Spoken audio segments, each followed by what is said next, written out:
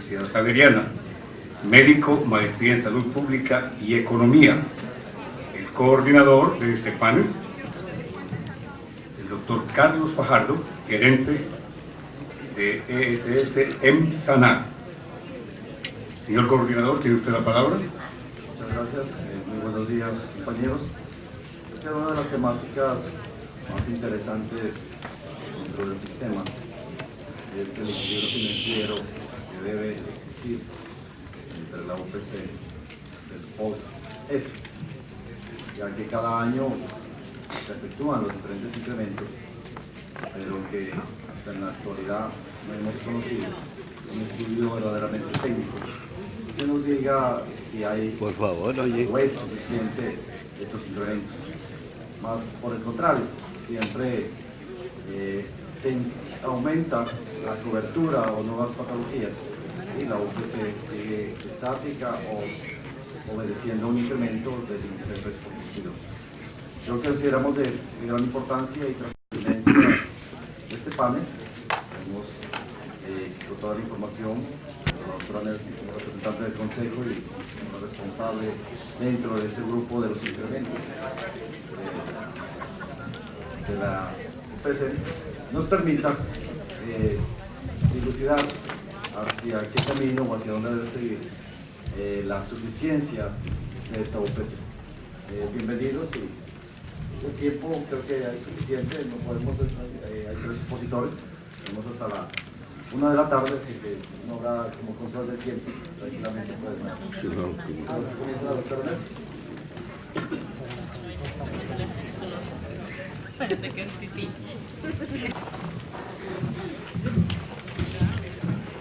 Bueno, buenos días. La parte financiera del régimen social, un poco la visión desde, más que desde el Consejo, desde las mismas. Vamos a mirar el tema desde el punto de vista de los ingresos. Vamos a hacer algunas proyecciones de ampliación de cobertura o la sostenibilidad de la ampliación de cobertura con los recursos disponibles y luego pasamos a ver los gastos, la evolución de la UPC y un reto que tenemos de controlar otras presiones de gasto que nos van a hacia el futuro a cuestionar la viabilidad del equilibrio financiero entre la UPC y el POS. Sobre los ingresos del sistema, vale decir que dependen muy estrechamente de la actividad económica. Esto es tanto en el contributivo como en el subsidiado. En el contributivo, pues por supuesto, porque la financiación depende de los aportes por cotización, que a su vez dependen del empleo y el nivel de ingresos de los trabajadores. Pero también en el régimen subsidiado, uno por su dependencia con el contributivo en el punto de solidaridad y dos por los aportes del presupuesto nacional. Los impuestos dependen de la actividad económica. En la medida en que la actividad económica sea o la economía crezca en tasas importantes, pues los impuestos crecerán igual y habrá mayor disponibilidad o podría haber menos presión a reducir, si lo ven de otra manera, los aportes del presupuesto nacional para el sistema. Entonces, la financiación del sistema depende de cómo sea el comportamiento de la economía y en esto hemos tenido problemas frente a los cálculos iniciales que hicimos cuando se aprobó la ley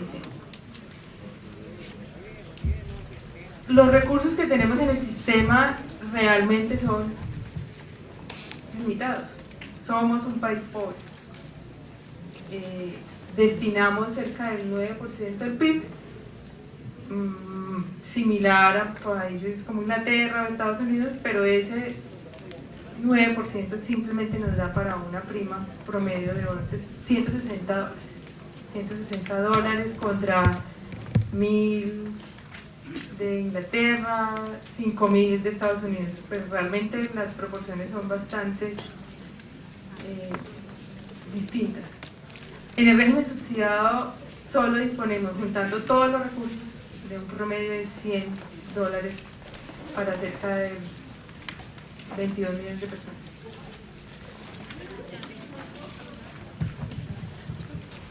¿Cómo se ha comportado la actividad económica en los últimos años? Nosotros hicimos los cálculos en la ley 100 hacemos las proyecciones y estábamos pensando en que la actividad económica tuviera un crecimiento anual promedio de 5%. Realmente, como ustedes ven en la primera gráfica, la tasa de crecimiento ha estado muy por debajo de esa expectativa, e incluso en estos años ha sido negativo. La economía decreció en términos reales y ahora se ha situado alrededor del 3%, muy por debajo del nivel que nosotros habíamos esperado en el 92, cuando se hicieron los cálculos iniciales de la ley 100. Esta es una de las críticas que se le ha hecho a la ley 100, pero digamos que en ese momento las expectativas del gobierno eran crecer a tasas cercanas al 5%, la actividad económica por diferentes razones no fue lo esperado y la tasa no recupera. Esta, si bien es positiva, tampoco es suficiente para ampliar los ingresos del sistema y aumentar la cobertura en el régimen contributivo. A pesar de que la tasa de desempleo pues tuvo sus momentos críticos, ahora se ha estancado, digamos, un poco, se han mejorado las condiciones y el subempleo también, son datos de Alejandro Gaviria, también ha disminuido. A pesar de todo eso, pues las condiciones de ingreso de la gente siguen siendo muy precarias. El 80% de la población tiene un promedio de 1 algo en salarios mínimos, que son los que están afiliados principalmente al régimen contributivo. O sea, en el régimen contributivo no podemos esperar tampoco mayores ingresos, porque los ingresos de los trabajadores se han estancado o han perdido valor. Ustedes conocen mejor que yo la estructura financiera del sistema. Todos dependen de la actividad económica, todos son recursos que dependen de la actividad económica. Si la actividad económica se reduce, pues los ingresos del sistema no van a mejorar. En el contributivo, esa actividad económica reducida dio un saldo en la compensación. La compensación, para ustedes que no trabajan en el contributivo, es el saldo de los aportes por cotización menos, para ser resumido, las UPCs que paga el sistema de las EPS. El saldo de esa cuenta, entre lo que aportamos los trabajadores y lo que nos pagan por UPC, es la compensación de la vigencia. Esta es una serie que va desde 99 hasta el 2004, algunos no es seguido todos los meses. Se presentó o fue negativa, o sea, los ingresos por cotización no eran suficientes para pagar las UPC entre el 99 y el 2002. Afortunadamente la cuenta, y este es el saldo acumulado, permitió que la UPC en este periodo en donde los ingresos no eran suficientes pudiera soportar un aumento de la UPC igual a la inflación. Por eso se dice que su cuenta de compensación es de alguna manera anticíclica, nos permite tener unas reservas para cuando llega la época de las vacas flacas podamos mantener la UPC en términos reales. En este momento el saldo de la cuenta es bastante superavitario, estamos alrededor de 400.000 millones. A diciembre, en abril estaba como en 800.000.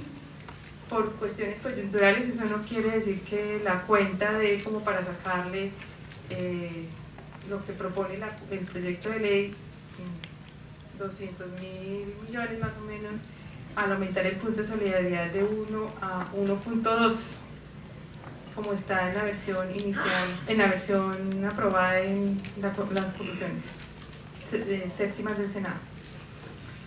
En el régimen subsidiado, a pesar, las columnas son el aporte de presupuesto nacional al régimen subsidiado, a pesar de tener un aporte creciente, ¿cierto?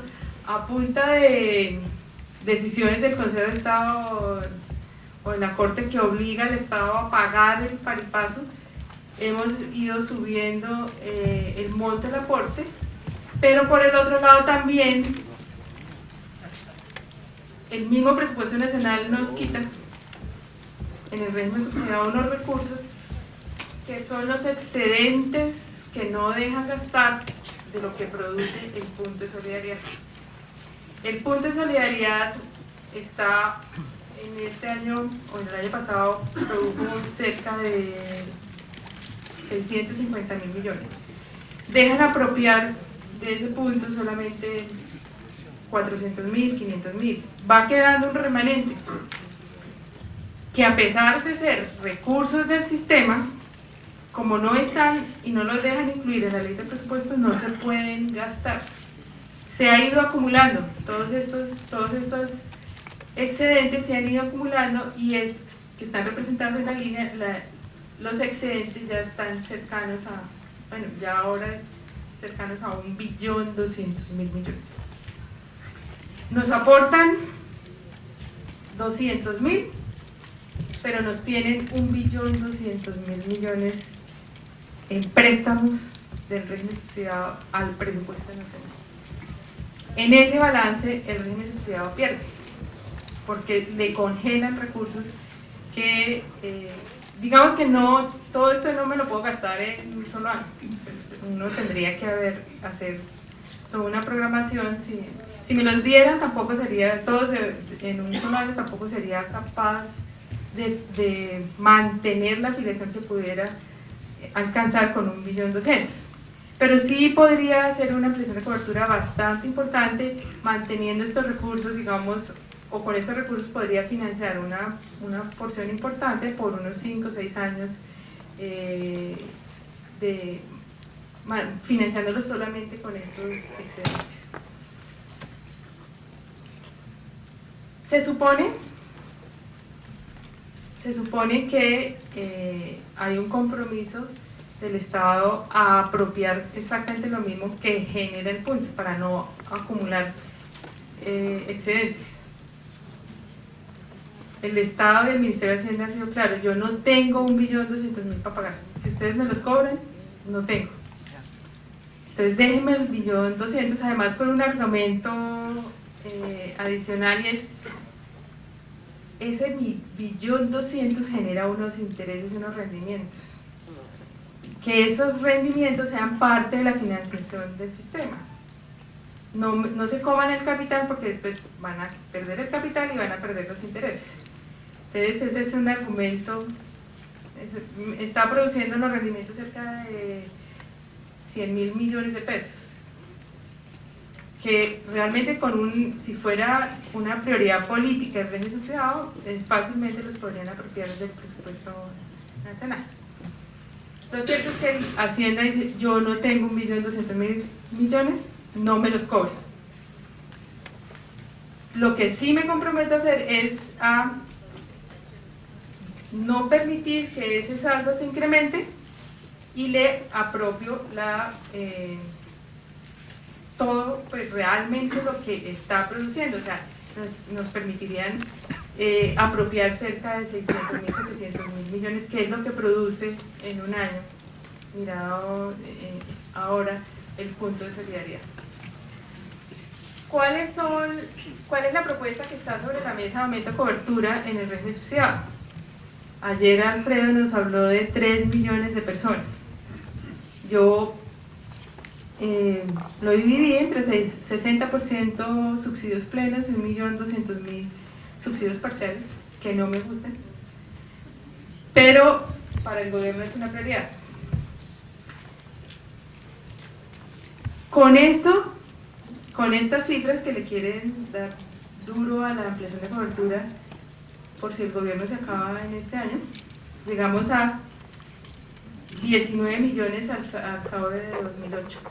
Estos aumentos de cobertura son únicamente lo que podría producir o lo que está produciendo el aumento de cobertura del sistema general con recursos del Sistema General de Participación, más o menos 400.000 millones de pesos. Yo creo que si no hay más recursos, esto es lo único que podemos hacer año a año hasta llegar al, o sea, nos vamos a gastar 20 años para poder llegar a 21, 22 millones de personas, que son supuestamente la meta en el régimen social, a este ritmo de 400.000 afiliados nuevos por año. Porque la plata para esto, yo la tengo muy cuestionada, como voy a mostrar a continuación. Esta es la financiación del sistema, las platicas que hay, Sistema General de Participaciones, para ampliación, esos 413.000 se financian con estos recursos. FOSIGA, aquí está el punto de solidaridad y rendimientos financieros, cajas de compensación, y aquí está el aporte de presupuesto nacional. 241.000. Recursos propios, estos dependen, así está montado ahora la ampliación de cobertura, el FOSIGA pone un aporte y se busca recursos propios de las entidades territoriales que más o menos se les está pidiendo el 30% en promedio. Luego estaríamos esperando, además de lo que viene acumulado, otros recursos que es el 30% de lo que puede costar en un año esto, recursos propios por alrededor de 338.000. Esto es un interrogante. Realmente la gente que está más bajita en cobertura es la más pobre, que es discutible que pueda aportar de recursos distintos de la salud toda esta cantidad de plata. Los costos para esos 3 millones más de afiliados, incluyendo eso, estaríamos en un déficit de este año de 102.000 millones de pesos. Y de ahí en adelante, no podríamos ampliar más, pues porque la cuenta realmente no da para más.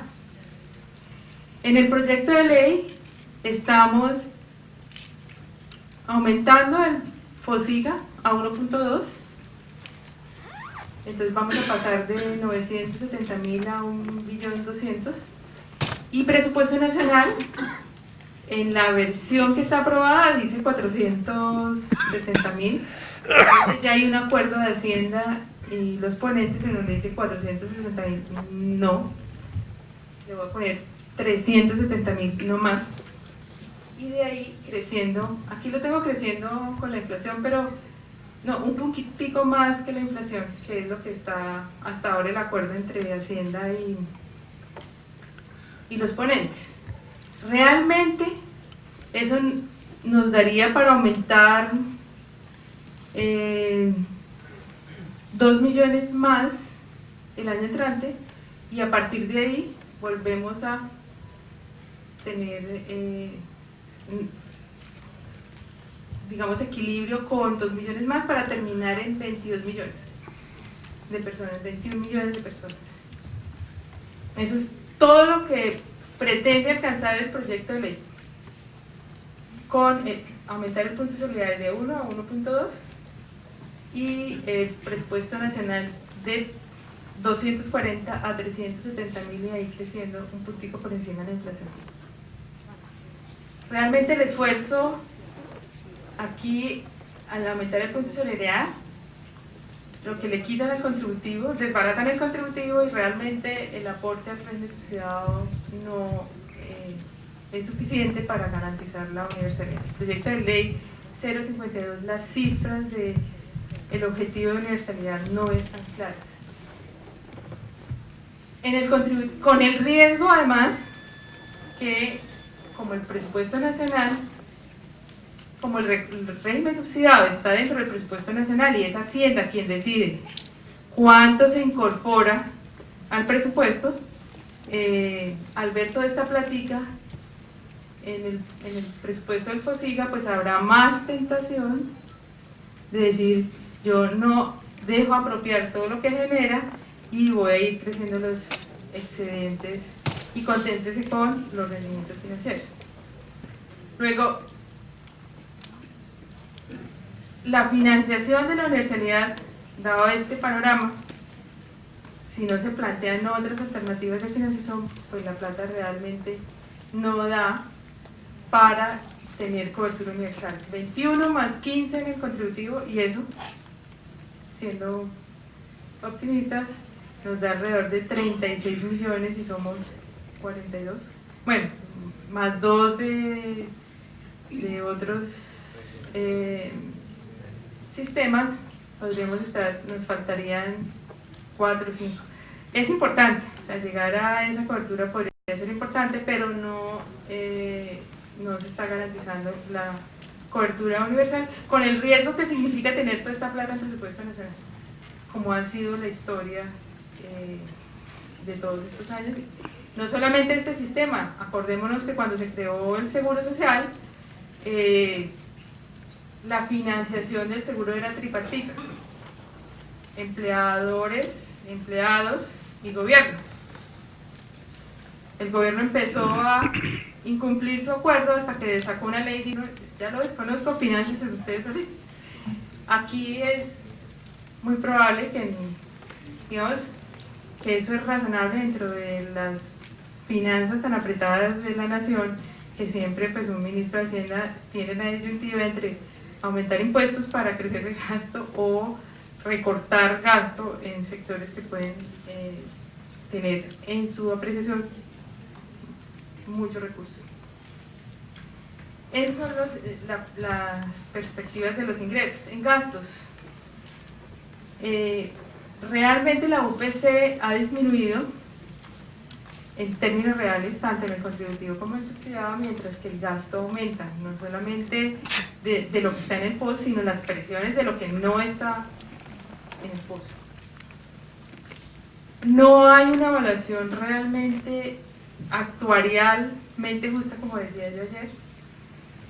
Las tutelas y la demanda por medicamentos no POS están generando una presión muy grande de gasto en salud que pone en peligro la sostenibilidad del sistema. Aquí siempre nos olvidamos de un actor importante en este sistema, es la industria farmacéutica. Cuando buscamos concertación, llamamos a los EPS, a las IPS y los laboratorios, que ellos son los que están haciendo realmente la presión de gasto muy importante en el sistema. Calladitos. Esta es la evaluación de la UPC del régimen contributivo desde el 94 hasta el 2005. Crece más o menos con el IPC general, pero si uno lo compara con el IPC de salud, la pérdida de valor es cercana al 23%. Con todos los problemas que significa este indicador de salud, pues, que todos sabemos no tiene todas las cifras o todos los conceptos de gasto que son relevantes para el prestado. Pero bueno, es un indicador, 23% de pérdida de poder adquisitivo la UPC.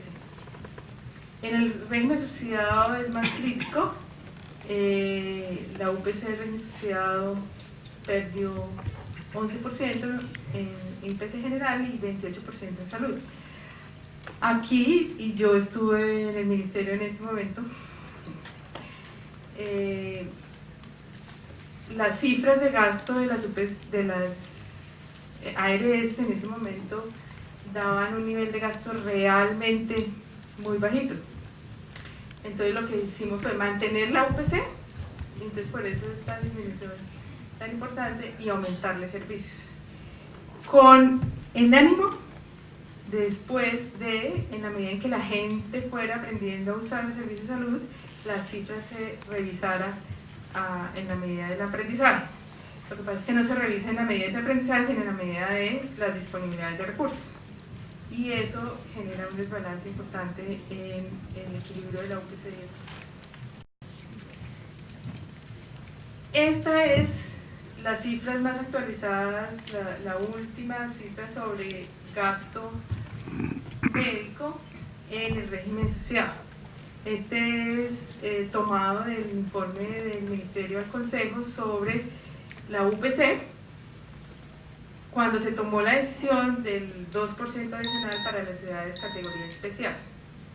El gasto promedio médico es del 81%,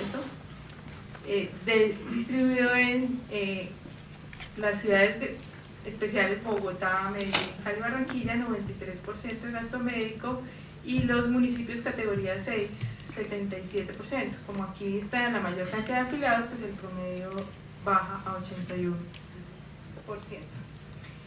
Ustedes recordarán, ayer mencioné que la regionalización sola no va a solucionar los problemas del sistema, que deberíamos además armar una UPC regional. Y en el régimen subsidiado es muy importante porque hay empresas aéreas, empresas solidarias que son muy concentradas en unas regiones que tienen distinta demanda de servicios y costos. Es distinto una empresa que está concentrada solamente en la costa atlántica a una que esté solamente en Bogotá. Si está solamente en la región ahora centro, le puede dar un gasto médico del 93%, mientras que si, pongamos, hubiera una región, la Amazonía, el gasto puede estar alrededor del 77%. Por eso es necesario, y a los investigadores aquí, que se hiciera un estudio que permitiera hacer un ajuste de la UPC en el subsidiado, teniendo en cuenta la demanda de servicios. Y uno lo puede hacer por edades, que en el régimen subsidiado tampoco está por edades, y eso es muy importante. O por localización geográfica. Seguro que la UPC por cada una de las regiones va a dar distinto.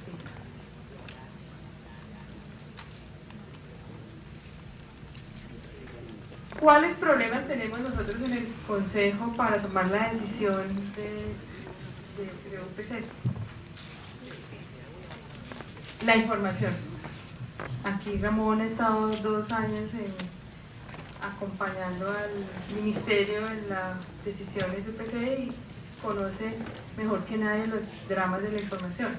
La información ha mejorado, aunque el nivel de cobertura y desagregación que decía el Ministerio de Protección Social es muy difícil de alcanzar. Entonces, que como yo no tengo una muy buena información, entonces no puedo tomar decisión de ajuste de la UPC con base en costos, sino con base en las disponibilidades de ingresos. Y siempre la decisión termina siendo sobre la disponibilidad. ¿Cuánta plata tengo? Y eso es lo que distribuyo. No más, no cuánta plata tengo, cuánto es el costo y cuál es lo que yo podría pagar con lo que podría pagar con esos recursos que tengo.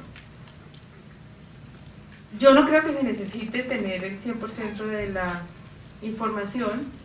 En el régimen subsidiado además tenemos que la contratación obligatoria con los hospitales públicos, ese es un dato cierto, 65% me cuesta el primer nivel. El Ministerio pretende hacer una evaluación de esa capitación y muy seguramente le va a dar 30%, si quiere hacerlo por servicios. A nosotros nos cuentan 30, pero realmente a la ARS le cuesta 60. Entonces ahí, el año pasado lo entendieron y bueno, ya listo, a la ARS le cuesta 60, pongamos 60. Pero los años anteriores no se hacía así, entonces por eso pues la plata sobra, pero no se queda en las ARS, se queda en el hospital con ese margen en la capitación. Como no tenemos información confiable, dice el Ministerio, entonces miremos la información de los estados financieros de gastos reportada por la ARS. Y las dos cosas no se parecen. No se parecen porque no pueden parecerse. Los estados financieros tienen una forma de contabilizar distinta a la solicitud de la información que hace por el lado de servicios. Yo tengo unos sistemas de causación, de ingresos y gastos que no coinciden con el reporte de la prestación de servicios. Yo puedo haber prestado un servicio en noviembre, pero lo registro en la contabilidad del año siguiente. Cuando me piden el reporte de lo que yo hago en servicios, pues lo mando en noviembre, no lo mando en enero, y entonces ahí la contabilidad no cuadra. Ahora vamos a tener muchos más problemas con el PUC, porque nos hacen registrar el ingreso en la vigencia, pero los gastos en el momento en que se pagan. Nos va a sobrar la plata, en los estados financieros nos va a sobrar la plata. La UPC es suficiente para meterle muchísimas cosas más al POS. Además, en el PUC dice, si la cuenta llega después del 20 de enero, ya no lo registre como gasto operacional, sino como gasto no operacional. Entonces la UPC va a sobrar, tranquilos, ahí podemos meter cuántos servicios quieran más. Otro drama es el ministerio pide la información y evalúa los registros, evalúa la estructura. El registro que no sirve lo elimina, como si ese gasto lo desaparece. ¿Sí? No hay entidades que quedan con el 40% de gasto médico y con ese porcentaje nos evalúan el promedio de la OPC. El ministerio dijo el año pasado, se eliminaron registros. Pero pues, ¿cómo van a eliminarlo si ese es un gasto cierto? No, es que no subió ese registro, entonces lo eliminamos. Y las entidades que quedaron con un gasto inferior al 40, pues eliminaron todas. No, deben eliminar todas las que quedan con un gasto inferior al 80. Queda entre 40 y 80 sin el reporte completo de sus gastos, luego el promedio de UPC baja, el promedio del gasto médico frente a los ingresos baja sustancialmente. Aquí hay problemas, entonces los investigadores nos deben ayudar a armar realmente una nota técnica que realmente sea justa y refleje muy bien la realidad del gasto. Hay técnicas para estimar si estos registros son inservibles porque la coma se cambió por el slash, qué sé yo. Hay formas de armar esos huecos y de completar técnicas con toda la metodología, no la de Charles, sino una metodología probada para llenar y estimar el gasto en esos registros. Pero yo no puedo desconocer el gasto simplemente porque el registro no me sirve. En el análisis del régimen subsidiado, insisto, no se tienen en cuenta la edad de la localización geográfica, creo que eso es muy importante. Debe definirse una UPC diferente por región, teniendo en cuenta frecuencias de utilización y costos. Necesitamos mostrar la información, necesitamos mejorar la información para poder hacer eso. Debe hacerse además un análisis detallado que soporte la decisión del porcentaje de gastos de la administración. No puede ser una decisión soberana, porque ello afecta el equilibrio de la OPC base en la relación contractual entre el Estado y la EPS. Y ese equilibrio de la relación contractual está, incluso ya la Corte Constitucional se ha pronunciado sobre la necesidad de garantizar ese equilibrio en esa relación contractual. No puede ser una decisión arbitraria. Ustedes tienen costos de administración enormes que además el Estado lo que es promover que aumenten, porque los contratos son de cortísimo plazo, porque las auditorías son, ustedes si están en 50 municipios tienen 50 auditores pidiendo fotocopias, es realmente, nadie ha hecho una evaluación seria del gasto de administración, simplemente se nos ocurrió que el gasto de administración debería ser del 7%, está en el 7%. Del 10 primero porque sí, no, pero no porque sí. En el régimen subsidiado, en el régimen contributivo el año pasado nos salió siempre 15% de gasto de administración. Entonces salió el gasto médico de alrededor de 86, 88%. Y yo, bueno, hay 3 puntos de diferencia. Ustedes tienen que aumentar la OPC para cubrir eso. No. Los gastos de administración en el subsidiado los pusimos al 7, entonces en el contributivo también al 7. ¿Pero por qué? No, porque sí. No, esa no es una razón valedera. Aquí no puede ser una decisión arbitraria y no se han hecho estudios serios en ese sentido. Además debe haber un análisis prospectivo y aquí también los investigadores nos deben ayudar. Hay patologías que nos van a desbaratar no hoy sino mañana. El análisis de la incidencia de la patología renal o del SIDA va a llevar a a una quiebra del sistema que tenemos que prever. Nosotros hacemos el cálculo de la UPC con el retrovisor, mirando el gasto, lo que la ARS desembolsa. Ni siquiera sabemos si hay listas de espera, o sea, cuál es la que debería ser si queremos consulta 24 horas, cirugías a una semana, etcétera, etcétera, etcétera. No lo sabemos. La ARS y el EPAI se cuadran y van regulando el gasto en esa medida. La presión es hacia abajo. No hay más plata, no hay más UPCs y entonces toda la cadena se ve afectada. Hacia el futuro el SIDA o la patología renal van a ser importantes y tenemos que empezar a buscar la metodología para cualificar las decisiones del Consejo en esta materia. La semana pasada asistimos a un consejo, por aquí está mi compañero el que me apoyó en esa decisión. Vamos a aclarar el post-subsidiado. Aclarar, nos metieron el tratamiento médico del infarto agudo del miocardio, la atención de las complicaciones de la anestesia, la consulta prequirúrgica, no solo con el anestesiólogo, sino con la especialidad que se requiera, las artroscopias diagnósticas y terapéuticas, sin un estudio que demuestre que eso no implica un aumento en los costos y que requería financiación, porque esto es una aclaración.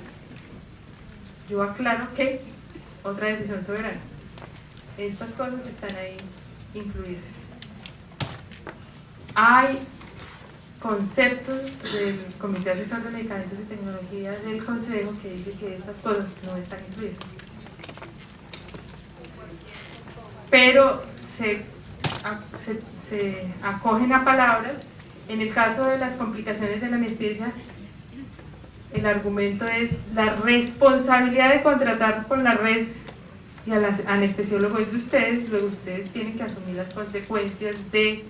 Digo yo, pero si me toca contratar con el hospital público, por su decisión, ¿por qué voy a correr con esos costos? Ah, no, entonces repita contra el médico o el hospital que generó esas complicaciones. Entonces ustedes se van a tener que poner a demandar, en este caso, a repetir contra el prestador que genere, afortunadamente no son muchos casos. Las decisiones son así, realmente no hay soporte en el Consejo que permitan, y si uno habla en el Consejo, pues la economista, el poder financiero que no quiere que le carguen sus costos, que no atenta contra el usuario. Nosotros no estamos diciendo que no se metan esas cosas, incluyámoslas, pero garanticémosle su financiación. Bueno, esto es para mostrar las diferencias entre el gasto que reportan ustedes en los estados financieros y el que reportan en el reporte de servicios. Todos es más alto que este, y la decisión se toma con con el de los estados financieros.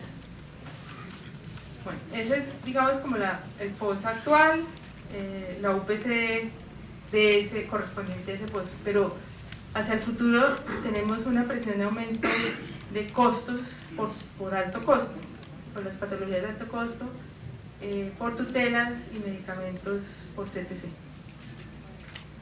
Tenemos en realidad un post ilimitado.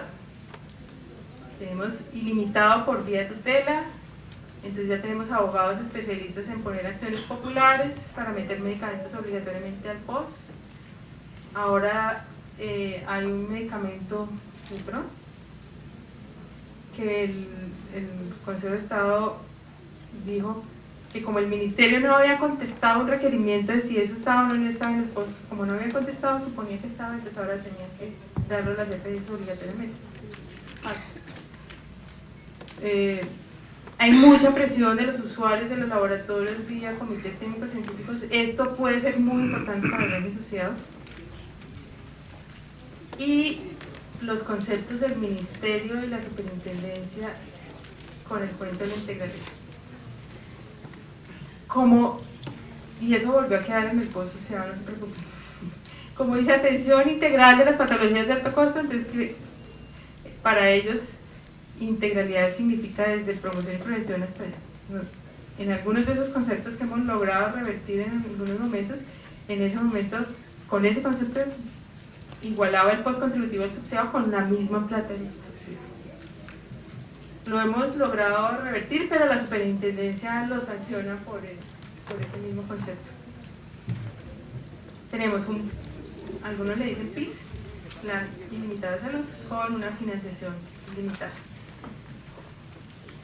En alto costo, pues realmente tenemos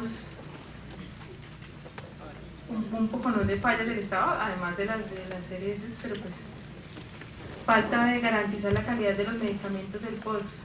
El Estado no es capaz de decir que los medicamentos del POS son buenos, puede que no sean buenos, no sabemos, pero tampoco ha contrarrestado la mala imagen que le han hecho los laboratorios y los médicos al listado de medicamentos. Entonces nos tutelan y nos ponen medicamentos por fuera del POS por comités técnicos científicos, y eso presiona el gasto. La gente dice, bueno, pero si a la ARS o a la EPS se lo pagan, no, pues sí, hay una expectativa de pago, pero en el contributivo la deuda es ya cercana a 400.000 millones de pesos.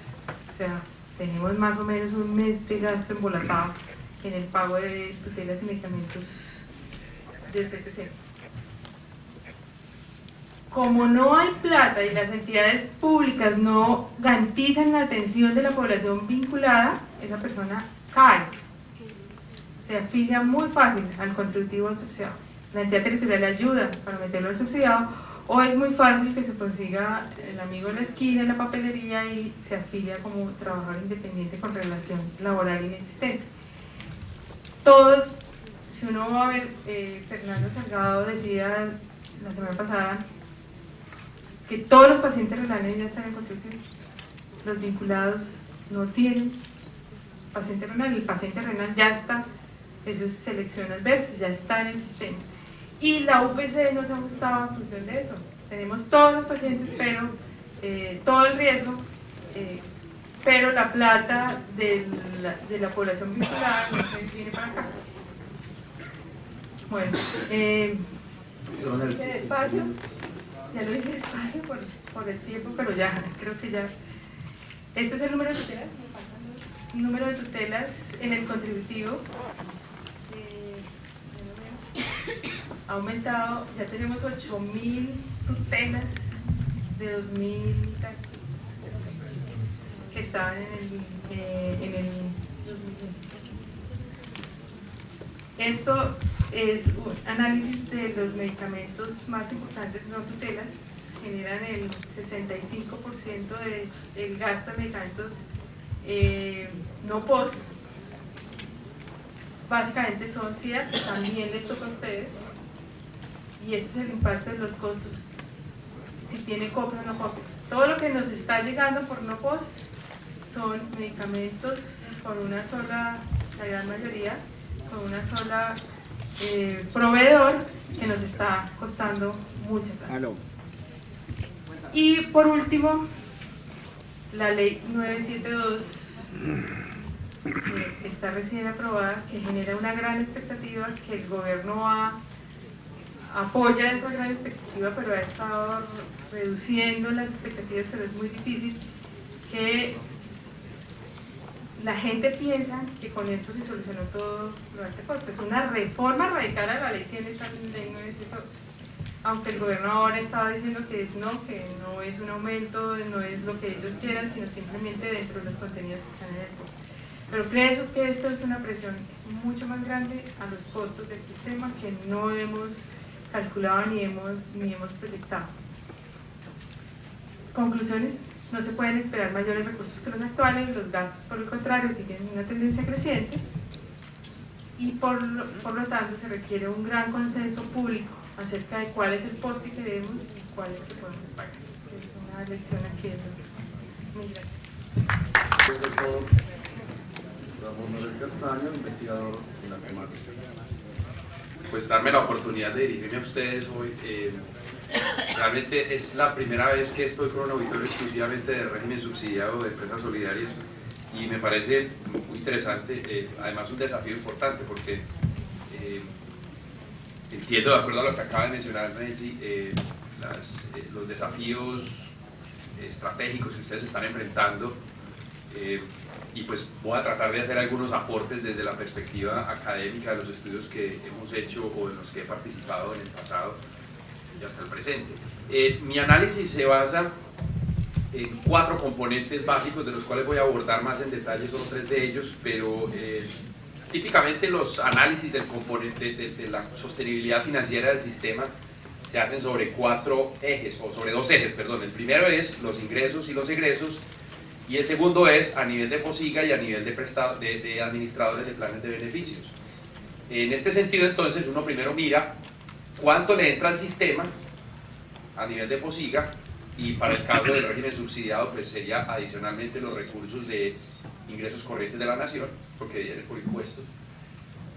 Luego el segundo componente es de ahí cuánta plata sale, básicamente por concepto de UPC, y voy a mencionar, hacer referencia al tema de tutelas. Hay muchos otros ítems que se incluyen allí, pero me voy a concentrar solamente sobre estos que tengo acá, que son donde está básicamente 95% de los valores de cada celda de estas. Con respecto ya a nivel de las administradoras de planes de beneficios, para el caso de las administradoras de régimen subsidiado, analizaríamos entonces cuáles son los ingresos de ellas, que en más de un 95% corresponden a la UPC, y sus egresos, que están determinados básicamente por lo que se llama técnicamente siniestralidad, aunque es una palabra muy fea, y más hablando de atención médica, pero técnicamente se llama así, siniestralidad, en la jerga de la actuaría y de la teoría de seguros. Entonces, la siniestralidad de las administradoras de planes de beneficios, que está determinada básicamente por las frecuencias, por la cantidad de veces que ocurren los eventos y por los precios que se pagan por ello. Pero estas están determinadas a su vez por el problema de riesgo moral y de selección adversa que voy a mirar al final de la presentación. Miremos entonces la primera celda, que es la de los ingresos a nivel del sistema, de FOSIGA y de las fuentes grandes de financiación del sistema. Y hay un elemento clave aquí, que ya lo mencionó Nelsi, que es el de la dinámica laboral. Obviamente que la dinámica laboral afecta más de manera directa el régimen contributivo, porque pues por supuesto allí están afiliados los que pertenecen al sector formal de la economía. Sin embargo, ustedes bien lo saben también, afecta esta dinámica laboral el punto de solidaridad del régimen subsidiado de manera directa, o sea que hay un efecto indirecto sobre el régimen subsidiado, sobre una fuente que hoy en día representa cerca de una tercera parte de la financiación, o sea que no es despreciable el efecto. Miremos qué pasa con la dinámica laboral. Hay otro efecto por el que afecta la dinámica laboral, es que si el empleo formal no crece, entonces la población que va a tener que ser atendida por el régimen subsidiado va a ser mucho mayor de la que previamente se estimaba. Miremos entonces un estudio muy interesante que hace Alejandro Gaviria, del cual Nancy también citó algunas cositas, ahorita en el año 2005. Alejandro Gaviria toma una serie de estadísticas de empleo, de las encuestas de hogares y de una encuesta que se hace a las empresas, para evaluar el efecto de la ley 189 del 2002, la gran reforma laboral que supuestamente nos iba a generar unos grandes beneficios en términos de dinamización del empleo, de crecimiento económico, de formalización del empleo, en fin. Pues resulta que las conclusiones del estudio de Alejandro, que ustedes lo tienen, está disponible en internet, pueden bajar perfectamente, dice que los resultados no sugieren un efecto sustancial de la reforma sobre la generación de empleo. Entonces aquí viene una gran frustración. Para nosotros, en el régimen contributivo fue una gran frustración porque esperábamos que se iba a incrementar el número de personas empleadas en el sector formal y ello iba a aumentar la afiliación al sistema, pero en realidad eso no ocurrió. Lo que ocurrió fue simplemente una caída del desempleo que se explicaba más por el ciclo económico que por el efecto de la reforma laboral.